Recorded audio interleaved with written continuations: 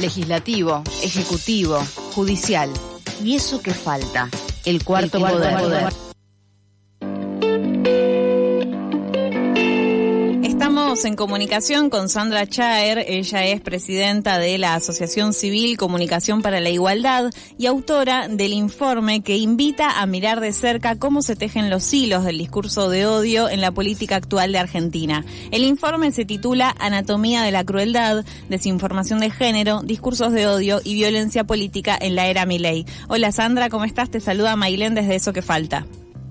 Hola Mailén, ¿cómo estás? Un gusto. Gracias, igualmente, y gracias por tomarte estos minutos para charlar con nosotras. Bueno, el informe menciona que el caos y la polarización son herramientas al servicio de un objetivo a largo plazo, que es ganar la batalla cultural, lograr además la hegemonía de un pensamiento conservador. ¿Podrías detallarnos qué implica esta batalla cultural en términos de estructuras sociales y políticas concretas que la extrema derecha busca transformar?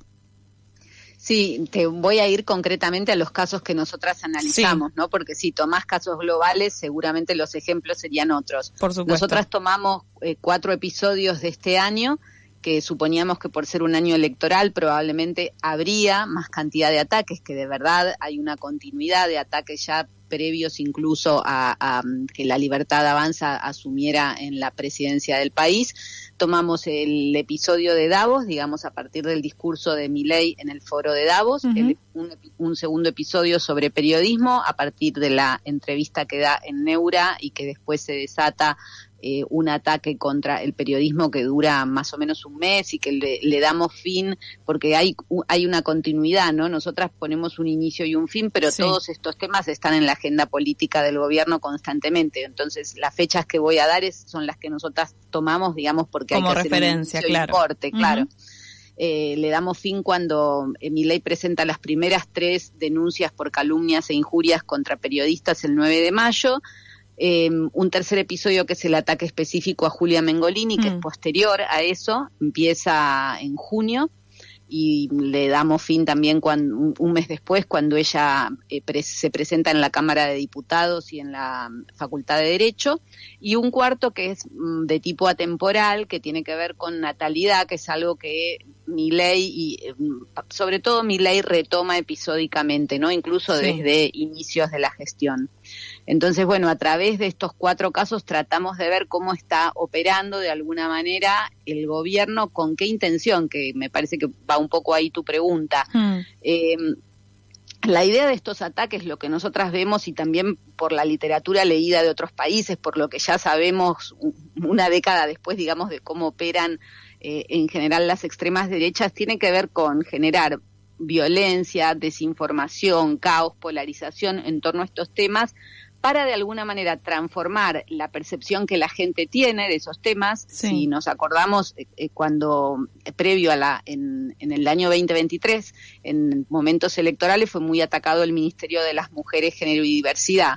Esto fue como uno de los caballitos de batalla de la campaña, y bueno, lo que pasa al año siguiente es que el ministerio se disuelve. Entonces el objetivo de alguna manera es generar en la opinión pública una opinión negativa en relación a estos temas que son el eje de la campaña, o estas personas que los encarnan, como puede ser el caso de Julia, o en el episodio de Davos, por ejemplo, fueron también bastante atacados Esteban Paulón o Miriam Bregman, sí, como representantes del feminismo y la diversidad, para después obviamente accionar sobre estas agendas. Esa es la finalidad última, ¿no? Tratar de transformar la opinión pública a favor para después poder modificar estas agendas y digamos, ir hacia una sociedad más conservadora. Ese es claramente el fin último. Vos decías transformar ahí un poco la opinión pública. La pregunta que nos surge a partir de esto es si el objetivo primario, es decir, esto que antecede a este objetivo, es intentar deshumanizar, ¿no?, de alguna forma a este adversario que ellos mismos se han puesto, para poder justificar de antemano el costo social a las medidas que después se convierten en políticas públicas. Sí, lo estás diciendo exactamente como lo pensamos. Es exactamente así, sin más vueltas, digamos. Además, los discursos de odio justamente lo que buscan es el paso de deshumanización previa para que después haya incluso acciones de violencia física que nosotras registramos, también esto hay que decirlo, esto no es solo discursivo. Registramos violencia física a lo largo de los 4 episodios, en algunos casos encarnadas por representantes o integrantes del gobierno, y en otros casos por la gente que pasa a identificada obviamente con estos valores, con estas perspectivas. De alguna manera es como que hace justicia por mano propia, con el aval de este tipo de narrativas, y en ningún caso esas situaciones de violencia física fueron condenadas por el gobierno. Claro. Y en este sentido se puede decir que el gobierno tiene una responsabilidad ética y legal directamente, ¿no?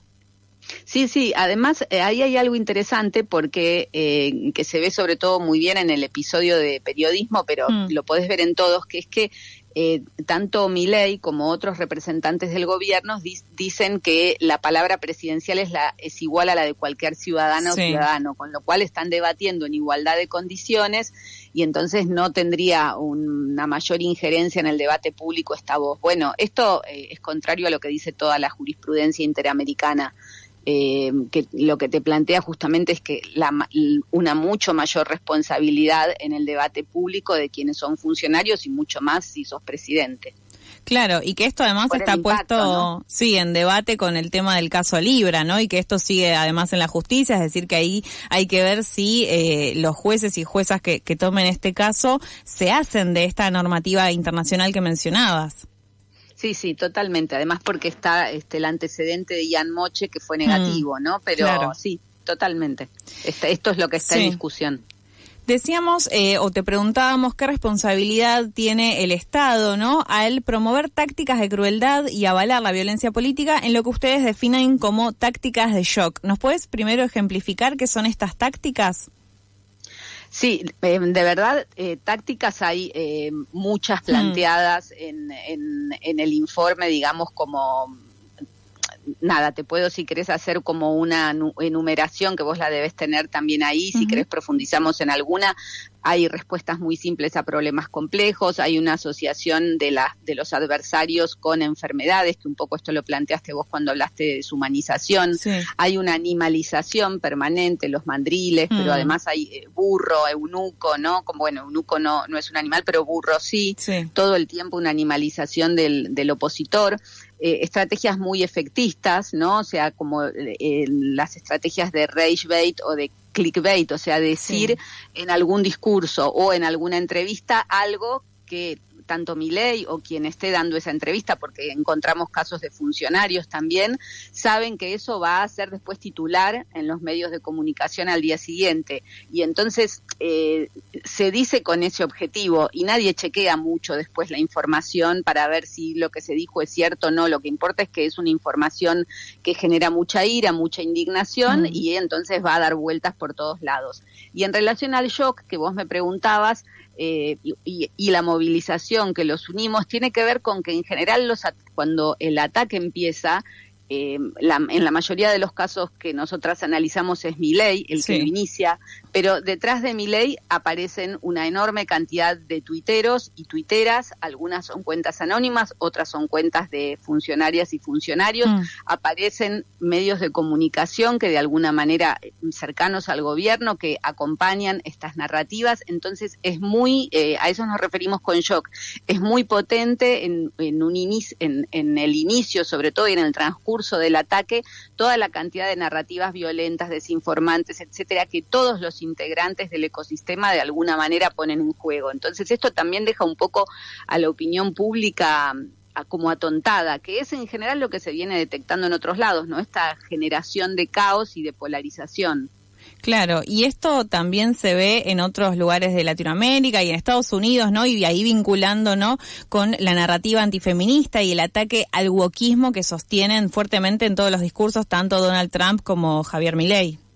Sí, el antifeminismo es una de sus líneas, digamos, narrativas, o sea, que no es la única, por eso nosotros también tomamos la de periodismo, que es muy fuerte, porque tiene que ver con la libertad de expresión, con un nuevo modelo de alguna manera de libertad de expresión que se está tratando de imponer a nivel global, que antes cuando lo escuchábamos a Agustín Laje hace unos años hablar de un modelo de libertad de expresión sin ningún tipo de límites, donde se puede decir cualquier cosa, etcétera, nos parecía que era un pensamiento como lateral. Y bueno, desde enero de este año, cuando vemos la alianza de las Big Tech con el gobierno de Donald Trump, que cada vez están más alineadas, ahí ves que hay una problemática más de tipo global, y acaba de salir hace 2 meses un informe de la Relatoría de la Libertad de Expresión de la ONU alertando sobre esto, sobre un nuevo, de alguna manera, criterio que están tratando de imponer las Big Tech más el gobierno de Estados Unidos a nivel global sobre qué es la libertad de expresión. Hay que ver qué es lo que definen ellos, ¿no? Como libertad de expresión. En ese sentido, vincularlo con lo que ustedes mencionan sobre la eliminación de la pauta oficial. Si nos puedes contar ahí un poco el resumen de estas dos cosas que unifican. Sí, el tema de la pauta oficial es, de alguna manera, que el gobierno, uno de los argumentos que tiene, que plantea justamente, es que ellos no limitan de ninguna manera la libertad de expresión del periodismo, y que en el pasado esto sí pasaba, y todo el tiempo ponen de ejemplo al kirchnerismo porque dicen que ellos no dan pauta oficial, con lo cual no están ejerciendo ningún nivel de presión sobre los medios. Bueno, esto está corroborado por distintas investigaciones periodísticas de los últimos 2 años, te diría, pero sobre todo de este año, que es mentira, que sí se eliminó la pauta oficial que se daba a través de Telam, que era la pauta centralizada. Claro. Pero que se mantiene la pauta oficial que da el gobierno a través de las empresas que son principalmente estatales, como es el caso de YPF, de Banco Nación, de Aerolíneas Argentinas. Incluso hay una entrevista, si no me equivoco, en Carajo, donde Milei dice YPF no es pública, y esto está desmentido, digamos, por informes de la misma Oficina de Acceso a la Información Pública que hicieron desde Perfil, preguntándoles, bueno, ¿es pública o no es pública? Porque si es pública, entonces es el Estado el que está otorgando esta pauta oficial, y la misma Oficina de Acceso a la Información dice que el 51% de las acciones de YPF son del Estado, con lo cual es pública, y si vas a la web de YPF te dice que es pública. Entonces, todo el tiempo, me parece, estamos naturalizando que el presidente nos miente, y eso es tremendo.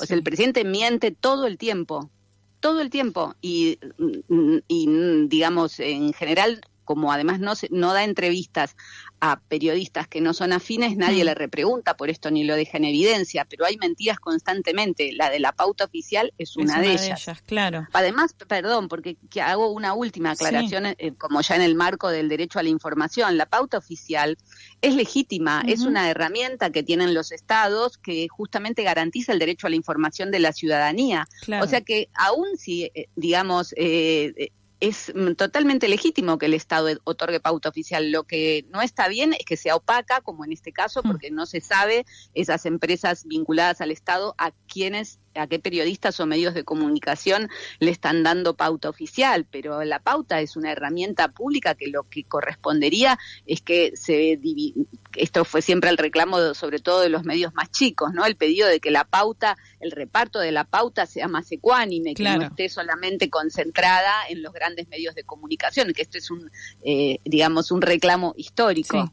Sí, sin dudas. Y que además no está claro qué mecanismos de control se ejercen, ¿no? En esta división discrecional, básicamente, que hacen de la pauta difundida de algunos medios en particular. Y ese es otro de los problemas más allá de las mentiras, ¿no? Como bien decías recién. Sí, completamente de acuerdo.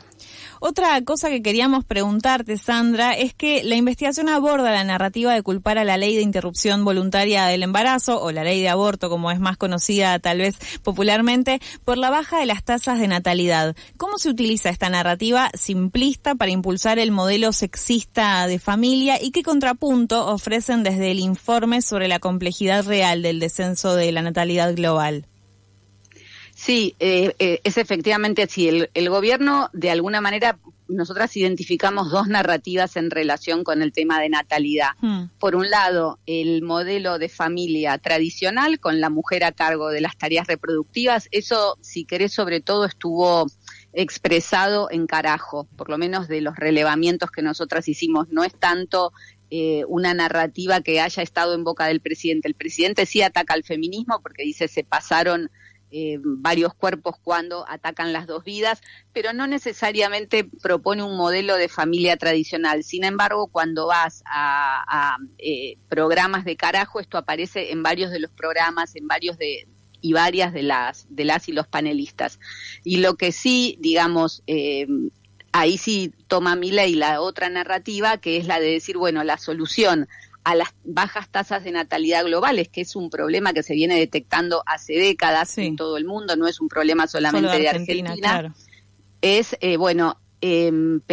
digamos, volvamos atrás y penalicemos el aborto, ¿no? O sea, como que se restrinja el acceso al aborto que tenemos actualmente. Y ahí el tema es que hay desinformación, porque la baja de las tasas de natalidad es muy previa a la legalización del aborto. O sea, el aborto se legaliza en el 2020 y el descenso de la baja de las tasas, el descenso de las tasas de natalidad en Argentina empieza en el 2014. Entonces, vos tenés, ese no es la respuesta. Y lo que te plantean los organismos internacionales en relación al tema, que es un poco la referencia que nosotras tomamos, es que las bajas tasas de natalidad hay que abordarlas de muchas maneras, pero sustancialmente es un problema económico. Las familias no están diciendo que no quieren o no, digamos, hay un cambio claramente que tiene que ver con que las mujeres estamos mucho más insertas en la vida pública y entonces quizás se demora la maternidad, etcétera, pero después aparece una problemática vinculada a la economía, no hay plata. Claro, hay que mantener a los pibes. Claro, la gente lo que está planteando es eso. Entonces, el abordaje que se está haciendo desde organismos de derechos humanos es, bueno, cómo de alguna manera podemos apoyar a las familias que sí quieren tener hijos a que esto suceda, digamos. Hay que tener apoyos desde el Estado porque si no, no se está procreando porque no hay con qué sostener a los chicos. Claro, y ahí podríamos vincularlo a las políticas de cuidado que en algún momento dentro del Ministerio de Géneros se habían empezado a abordar, a charlar incluso en el Congreso, pero que bueno, con el triunfo de Javier Milei todo eso quedó básicamente en el olvido. Sí, completamente. Sandra, te agradecemos muchísimo por estos minutos con nosotras. Volveremos a hablar seguramente en algún momento. Muchísimas gracias por el informe y por estar aquí en Eso que Falta. Gracias a ustedes. Un abrazo. Abrazo grande. Pasó así Sandra Chaer, presidenta de la Asociación Civil Comunicación para la Igualdad y autora del informe Anatomía de la Crueldad, Desinformación de Género, Discursos de Odio y Violencia Política en la Era Milei.